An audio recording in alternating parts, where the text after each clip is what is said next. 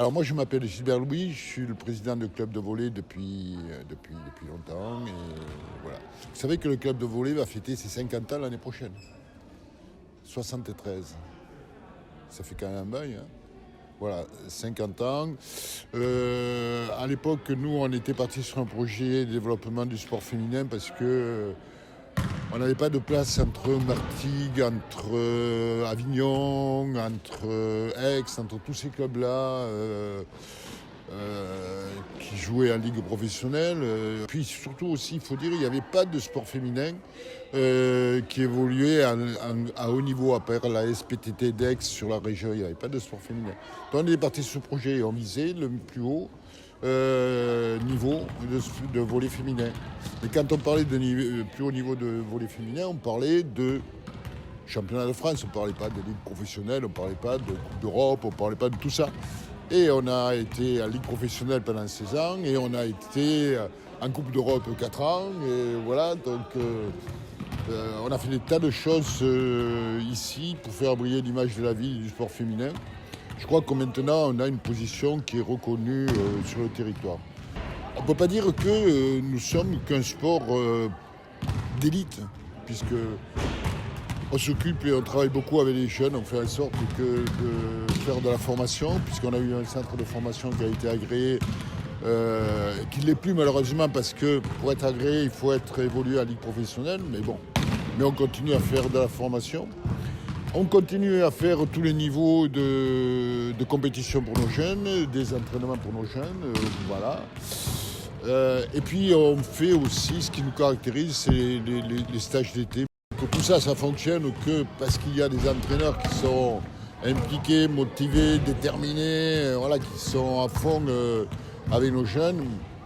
Et puis, je vais dire deux mots quand même aussi du bénévolat, parce que quand même le club d'Istres Volley, d'Istres Provence Volley, c'est un gros club. Mais dire que cette machine elle fonctionne toute seule, c'est pas vrai. Il faut des bénévoles et nous on a des petites mains. On va dire aussi deux mots de ce qui nous caractérise, parce que pour véhiculer une image du sport féminin, il nous faut des supports qui soient efficaces. Et nous, on a créé ce qu'on appelle le Trophée Féminin. Le Trophée Féminin, c'est un événement de rentrée qui permet d'accueillir des équipes internationales pour assurer la promotion du sport féminin. Voilà, je m'appelle André Sá, j'ai 40 ans. Je suis d'origine portugaise et c'est ma 6e saison au club d'Istres. Voilà, c'est un peu qui je suis. Depuis 6 saisons, comme je parlais, j'étais l'entraîneur principal de l'équipe 1. Et depuis 1 an et demi, j'ai devenu aussi le manager général du club. Donc j'ai accumulé les deux fonctions dans l'objectif de développer le club comme un tout. C'est pas qu'avoir le secteur pro à côté du secteur amateur, non, on veut tout avoir une liaison entre les deux secteurs. C'est pour ça que le président m'a lancé cette challenge-là. Pas que ça, mais ça c'est aussi très important d'avoir le club comme une unité et pas d'avoir des divisions. Même si forcément il y a toujours quelques divisions, mais on essaie d'avoir le moins possible de décalage entre les deux secteurs. Voilà, pour l'instant, ça nous reste encore 2 matchs pour finir la première partie du championnat. Nous sommes dans les places que nous donnent la qualification au play-off, c'est ça l'objectif numéro 1. Et à partir du moment que nous sommes qualifiés au play-off, bien sûr, c'est d'essayer de se battre pour la montée.